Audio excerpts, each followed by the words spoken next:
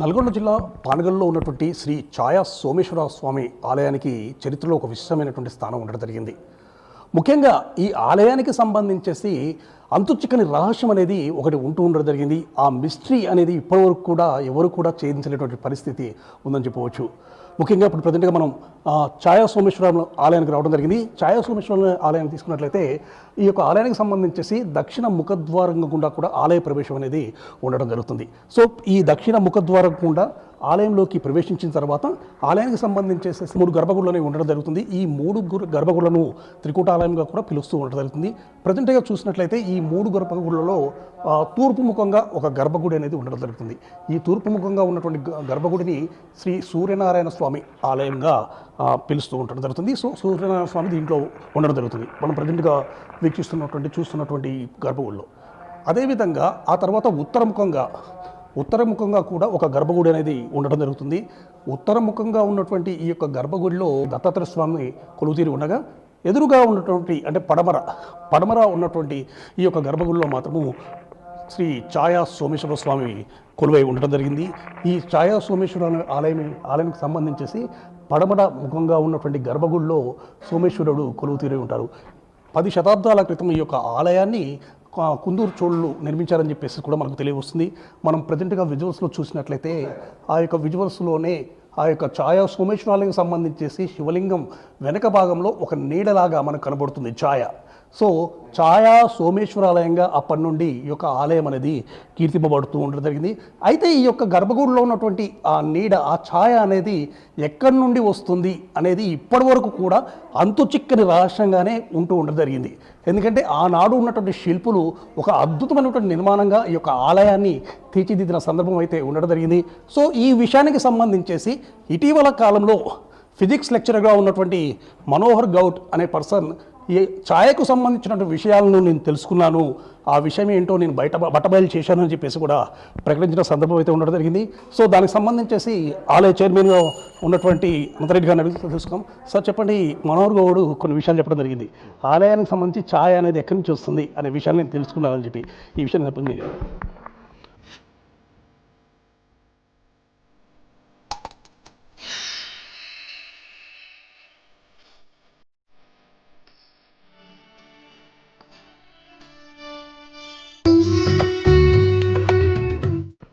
ఓం నమ శివాయ. ఇది 11వ శతాబ్దంలో త్రికూటంగా విష్ణుమూర్తి, సూర్య భగవానుడు, శివుడితో కొలువైనటువంటి రాతితో నిర్మాణం కాబట్టి పిరమిడ్ షేప్లో ఉన్నటువంటి ఇది స్ట్రక్చర్. ఈ యొక్క దేవస్థానము అత్యంత శాస్త్ర సాంకేతిక నిపుణతతోనే నిర్మాణం కాబడింది. అది అందులో ఎలాంటి సందేహం లేదు. కాకపోతే ఇటీవల చాలామంది దీనిపైన రీసెర్చ్ చేయడానికి మన దేశానికి సంబంధించిన వాళ్ళు కాదు, విదేశాలకు సంబంధించిన వాళ్ళు కూడా శాస్త్రవేత్తలు చాలామంది రావడం జరిగింది. ఇప్పుడు మేమైతే ఇక్కడ 25 సంవత్సరాల నుంచి ఈ జీర్ణావస్థలో ఉన్న ఈ దేవస్థానాన్ని మేమంతా శివభక్తులం రుద్రసేనగా ఏర్పడి అన్కండిషనల్గా మేము ఈ యొక్క దేవస్థాన అభివృద్ధిలో కావచ్చు, రెనోవేషన్లో, ఇటు ఆర్కియాలజీ శాఖని, ఇటు ఎండోమెంటు, టూరిజము, తర్వాత పార్టీలకు అతీతంగా అందరి రాజకీయ నాయకుల యొక్క సమన్వయంతో, పుర ప్రముఖుల యొక్క సహకారాలతో మేము శక్తివంచన లేకుండా ఈ దేవస్థాన అభివృద్ధిలో మేమందరం కూడా ముందుకు పోతున్నాం. అదే క్రమంలో ఈ మధ్యకాలంలోనే ఇది యునెస్కో కూడా గుర్తింపు పొందినట్టు కూడా దాని గుర్తింపు కోసం కూడా ప్రయత్నాలు జరుగుతుంది. దానికి సంబంధించి యునెస్కో ట్యాగ్ కూడా అయింది. దీనికి సంబంధించి ఆర్కియాలజీ పురావస్తు శాఖ వారు డాక్యుమెంటేషన్ దాన్ని తయారు చేసే పనిలో తలమునకలైనారు. మరి రామప్పకి ఎట్లయితే యునెస్కో గుర్తింపు వచ్చిందో ఈ ఛాయా సోమేశ్వర స్వామి కూడా గుర్తింపు రావాలని ఇక్కడ ఉన్నటువంటి ఈ యొక్క రహస్యాలు, ఈ యొక్క ఛాయాదేవి కాకుండా ఇందులో చాలా రహస్యాలు ఉన్నాయి. ఇందులో సూక్ష్మ రూపంలో ఎంతో శిల్ప సంపద కూడా నిగూఢంగా నిక్షిప్తమై ఉన్నది. ఇక్కడ ఉన్నటువంటి ఈ శిల్ప సంపద, ఇక్కడ ఉన్నటువంటి ఈ యొక్క శాస్త్ర సాంకేతిక నిపుణత, ఇక్కడ ఉన్నటువంటి ఆ యంత్రశక్తి, ఇక్కడ ఉన్నటువంటి మహిమ అంతా కూడా విశ్వవ్యాప్తం కావడానికి రుద్రసేన అటువైపుగా అడుగులు వేస్తూ ఉంది. మరి చరిత్రకారులు కావచ్చు, తర్వాత సనాతన ధర్మకర్తలు అందరూ కూడా ముందుకు కదిలి ఆ యొక్క మహాయజ్ఞంలో అందరూ కూడా భాగస్వాములు కావాలని ఈ సందర్భంగా ఆహ్వానం తెలియజేస్తూ, మీరు అడిగినటువంటి ఒక అంశం ఏదైతే ఉన్నదో ఈ కనిపెట్టిన అనే అంశానికి వచ్చినప్పుడు, సరే ఇప్పుడు ఈ మధ్యకాలంలో తను నండూరి శ్రీనివాస్ గారి యొక్క క్లిప్పింగ్స్ నాకు కూడా చాలామంది చూస్తున్నా. అందులో ఒక బాధాకరమైన అంశం ఏంటంటే శాస్త్ర సాంకేతిక పరమైన అంశం ఏదైనా కావచ్చు, కానీ ఇక్కడ ఈ దేవస్థానంలో అదొకటి ముడిపడి లేదు. ఇక్కడ దాని వేదానికి సంబంధించినటువంటి ప్రామాణికం ఉన్నది.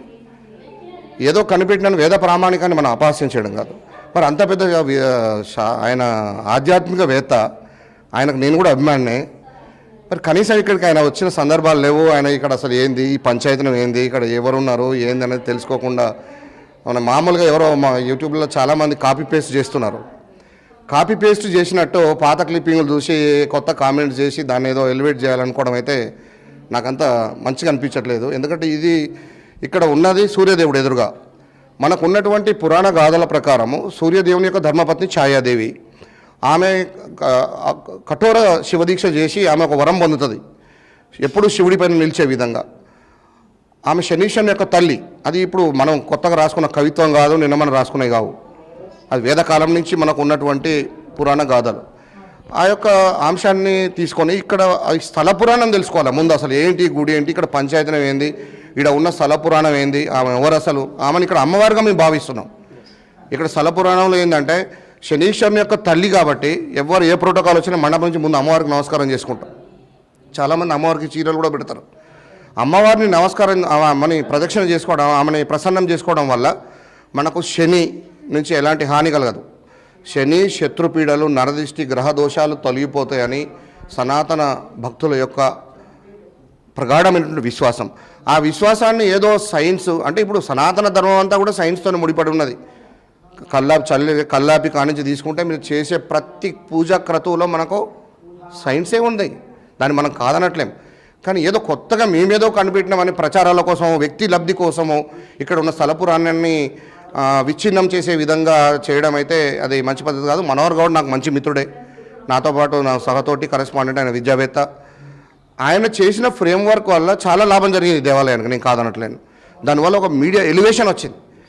కానీ అంతకంటే ముందే నల్లగొండలో 80s కావచ్చు, 70s కావచ్చు చెక్కలతోని ఈ ప్రతిమను తయారు చేసి సైన్స్ ఎగ్జిబిషన్స్లో ప్రతి ఎగ్జిబిషన్లో స్కూల్ చిన్నారులో సైన్స్ టీచర్ల యొక్క సహకారంతో దీన్ని ప్రజెంట్ చేయడం కూడా జరిగింది.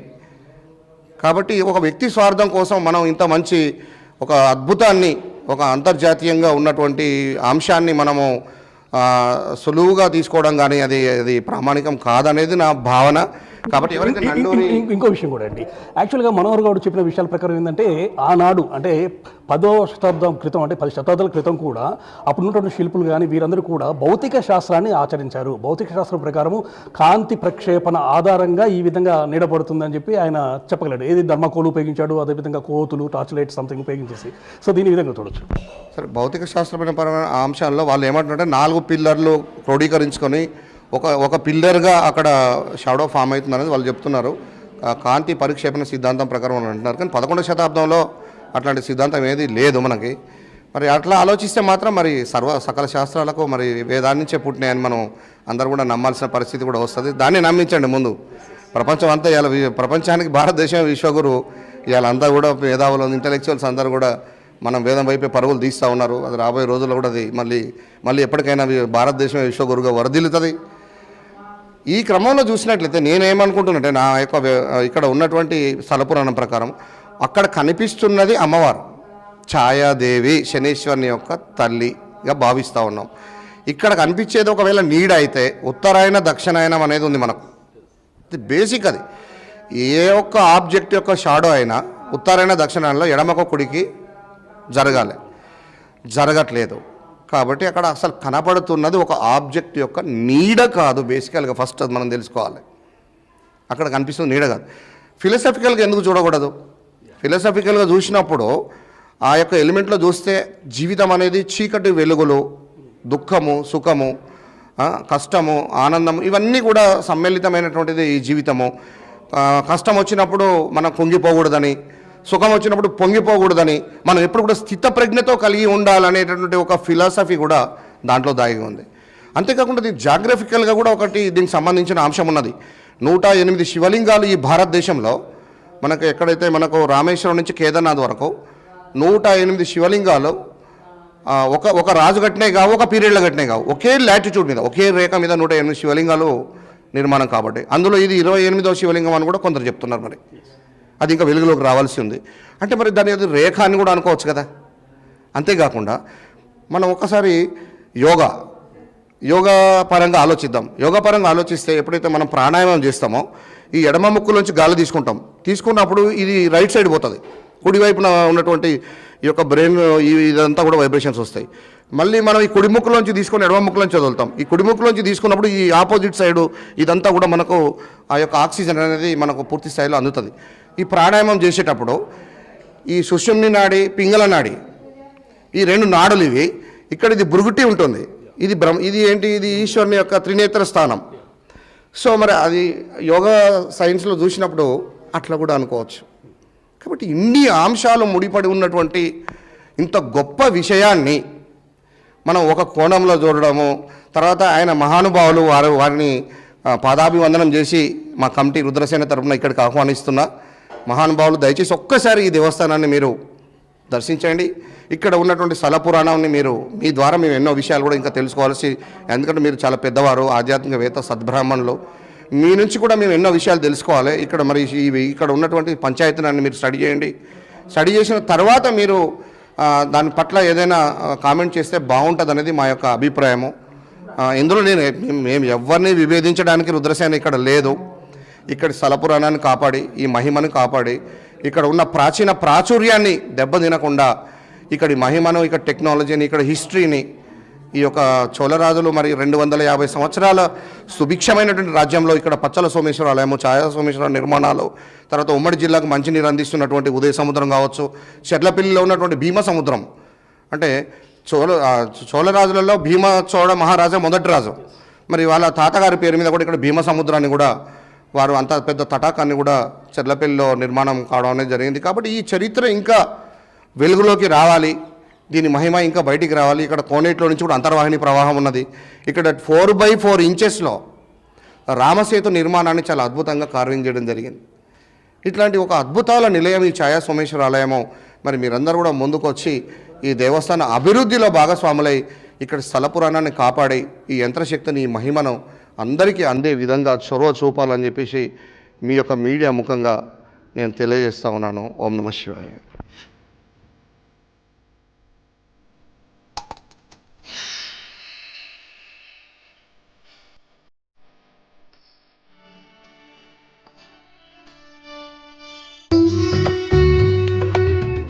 ఇది మనం చూడొచ్చు. ఛాయా సోమేశ్వరానికి సంబంధించేసి మనోహర్ గౌడ్ ఏ విధంగా చెప్పాడో, ప్రజెంట్గా ఆ యొక్క దక్షిణ ముఖద్వారం గుండా లోపలికి ఆలయ ప్రవేశం అయితే జరుగుతుంది. అయితే ఆలయానికి సంబంధించేసి ఆలయం మధ్యలో కూడా 4 పిల్లర్స్ని కూడా ఏర్పాటు చేయడం జరిగింది. సో ఈ 4 పిల్లర్స్కి సంబంధించేసి సూర్యునికి సంబంధించి అంటే కిరణాలు అనేవి పరిక్షేపణ చెందుతూ ఉంటాయి. ఆ పరిక్షేపణ మొత్తం కూడా ఎదురుగా ఉన్నటువంటి అంటే పడమరగా ఉన్నటువంటి సోమేశ్వర స్వామి ఆలయంపై పడే విధంగా ఆనాడు శిల్పులు చేయడం జరిగింది. దీన్ని సంబంధించి కాంతి పరిక్షేపణ సిద్ధాంతం ద్వారా ఈ విధంగా వెలుగులో తీసుకొచ్చారని చెప్పేసి కూడా మనోహర్ గౌడ్ చెప్పినట్టు పరిస్థితి అయితే ఉంది. సో ఛాయా సోమేశ్వర యొక్క ఆలయంలో ఈ విధంగా ఆయన ఛాయకు సంబంధించినటువంటి నిగూఢ అర్థం అనేది దీని ద్వారా వచ్చిందని చెప్పి అతను చెప్పడం జరిగింది. కాకపోతే ఇక్కడ ఉన్నటువంటి విషయాలు స్థల పురాణాన్ని బట్టి మాత్రము పూర్తి స్థాయిలో స్థల పురాణాన్ని బట్టి కూడా మనం పరిగణలోకి తీసుకోవాలి. ఎందుకంటే స్థల పురాణం ప్రకారము ఛాయ అంటే సూర్యభగవానుని యొక్క భార్య ఛాయ ఒక తపస్సు చేసి ఆ తపస్సు ప్రకారం శివలింగుడు అంటే శివుడి యొక్క వెనకాల నేను ఎప్పుడు ఉండాలని చెప్పి ఆమె కోరుకుంది. ఆమె కోరిక మేరకే ఈ విధంగా ఆ శివలింగం వెనక వైపు ఆ ఛాయ ఉండటం జరుగుతుంది. ఆ ఛాయాదేవి యొక్క రూపమే ఆ ఛాయ అని చెప్పేసి కూడా ఇక్కడ ఉన్నటువంటి పండితులు కూడా చెప్తున్న పరిస్థితి ఉంది. సో ఈ విధంగా చరిత్ర ప్రసిద్ధి చెందినటువంటి ఆలయానికి సంబంధించినటువంటి విషయాలు ఏదైనా సరే చెప్పేటప్పుడు కొన్ని విషయాలు అంటే శాస్త్రాలను, సాంప్రదాయాలను, అదేవిధంగా వాస్తవికతను, అప్పుడు ఉన్న పురాణాలను, ఇతిహాసాలను కూడా పరిలోకి తీసుకుంటే బాగుంటుందని చెప్పేసి కూడా చాలామంది చెప్తున్నట్టు పరిస్థితి ఉంటుంది. ముఖ్యంగా పండితులు కూడా ఇదే విషయం చెప్తున్నారు. స్థల పురాణాన్ని బట్టి ఏదైనా విషయాన్ని అనాలిసిస్ చేయాలి. అదేవిధంగా ఈ యొక్క ఆలయం గురించి చెప్పేటప్పుడు మాత్రం తప్పనిసరిగా ఆలయానికి వచ్చేసేసి ఆలయ విశిష్టత ఏంటి, ఆలయ యొక్క ఏ విధంగా నిర్మింపబడింది, ఏ విధంగా ఉంది, అదేవిధంగా ఈ యొక్క స్థల పురాణం ఏంటి అనే విషయాలు పూర్తి స్థాయిలో క్షుణ్ణంగా పరిశోధించిన తర్వాతనే దీనికి సంబంధించిన కామెంట్ చేస్తే బాగుంటుందని చెప్పేసి కూడా ఆలయ చైర్మన్ చెప్పినటువంటి పరిస్థితి ఉండడం జరిగింది. మొత్తానికి ఛాయా సోమేశ్వరానికి సంబంధించేసి ఎప్పటికీ కూడా మిస్టరీగా ఉన్నటువంటి ఈ యొక్క ఛాయ విషయానికి సంబంధించి మాత్రము కొంతమంది పరిశోధనలు చేస్తున్నారు. కాకపోతే ఆలయాన్ని యొక్క విశిష్టతను, ఆలయ యొక్క సాంప్రదాయాన్ని, ఆలయ యొక్క గౌరవాన్ని మాత్రం కాపాడాల్సిన బాధ్యత అందరిపైన ఉందని చెప్పేసి కూడా ఆలయ చైర్మన్ చెప్పిన పరిస్థితి ఉండడం జరిగింది. పానగల్లు శ్రీ ఛాయా సోమేశ్వరాలయం నుండి కిరణ్ రైతు పుల్లారావు, బిగ్ టీవీ.